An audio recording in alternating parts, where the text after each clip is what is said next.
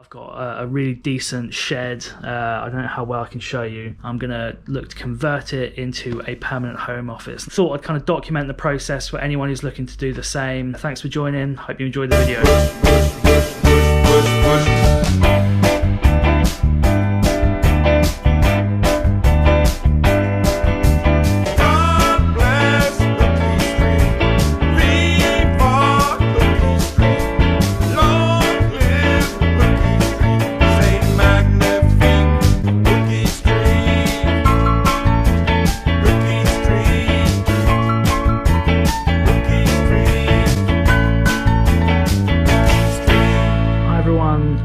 Jim, welcome back to the channel. Thanks for coming by. This is Marlowe's Independent Traders. Got something slightly different for you today. We're obviously back in lockdown in the UK, so this presents me with a unique opportunity basically to sort out a office for myself, a permanent base for my business. Yeah, basically at the end of my garden I've got a pretty decent sized shed. Externally it's about, I think it's about 12 by 8, so internally there's about 100 square foot of space. Luckily it's already got electricity and power, which is pretty amazing. Like, that's saves me a lot of work. Externally nothing's really going to change except these doors. I'm going to take them out and just replace it so it's feather edge planking all the way along. Yes, I'm just going to keep those doors as a single entrance. Makes it a bit more secure as well. I'll show you inside. As you can see, a bit of a mess of cardboard, patio set cushions, there's like old paint, a standard shed fodder in here at the moment. But yeah, not too bad. I've got 4 double sockets. I don't know if you can see them, there's 2 there, and I think there's 2 behind those speakers. So decent amount of power and electricity in here. It's not actually that small, I don't know. Does it look small? It's like, it's not too big, like it's not very high. I'm like 5'6", 5'7", so like it's only about 6 feet high. In the middle, it kind of angles a little bit. But there's plenty of space here to make an office. I'm hoping in about a week, 10 days this will all be job done, but I'm going to try and document a little bit of my progress.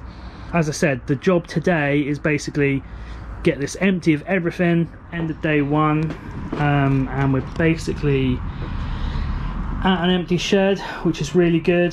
That's the good news. It's taken less time to empty than I thought, so yeah, that's pretty cool.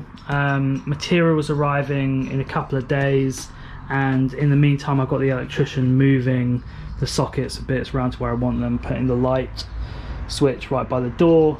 The bad news is this, there was a little bit of boarding covering it up, and I had someone look at it and he just said likely we just need to replace probably 3 or 4 planks across the back, but I'm a bit worried by how bad the floor looks as well.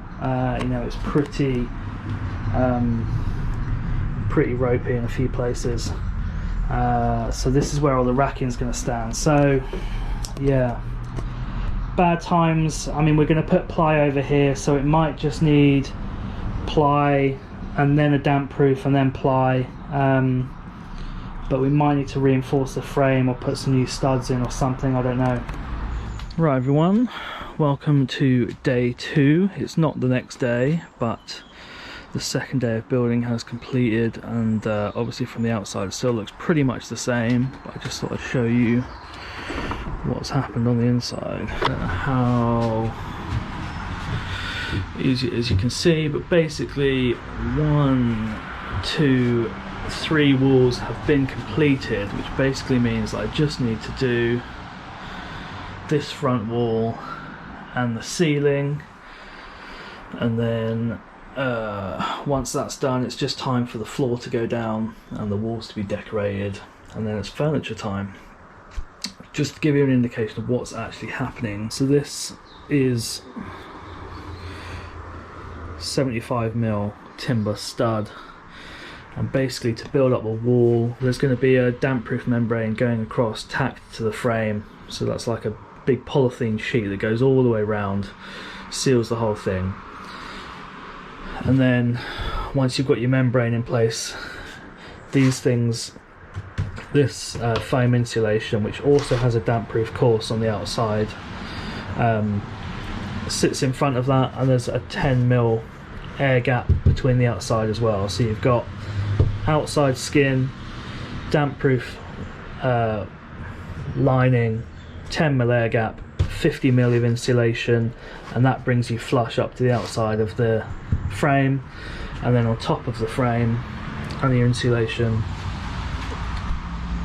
you then have a big plyboard skin. Right everyone, nice quick update today.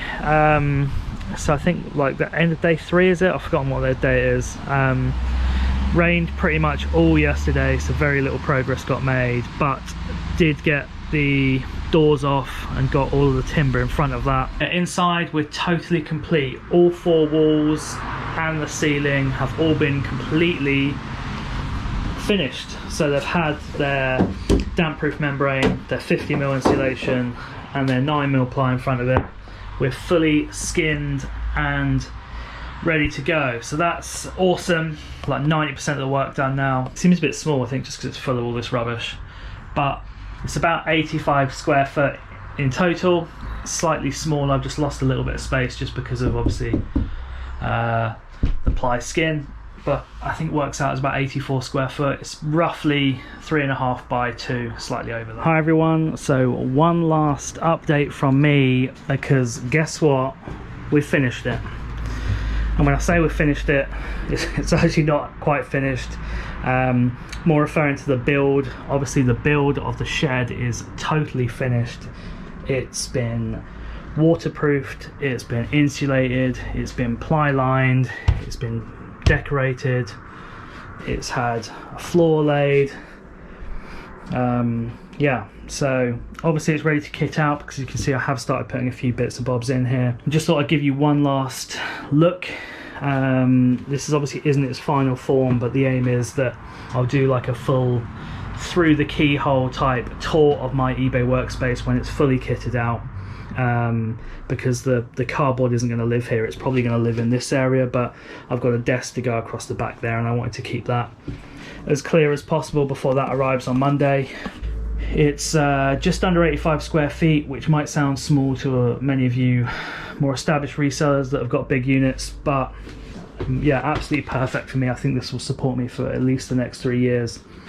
I know it sounds silly to be getting excited about what is essentially a shed that's 85 square feet, but this is a significant investment in my business and will hopefully allow me to more than triple my business in terms of scale. That's what I think, probably over the next 3 years. Just to be absolutely transparent with everyone in terms of cost, it's difficult to isolate the build from the money I've spent on kind of bits and bobs. Like I've got some stuff here that I'm going to use in it. I'd say the build itself probably cost me about £1,500 just to get the shed to this state.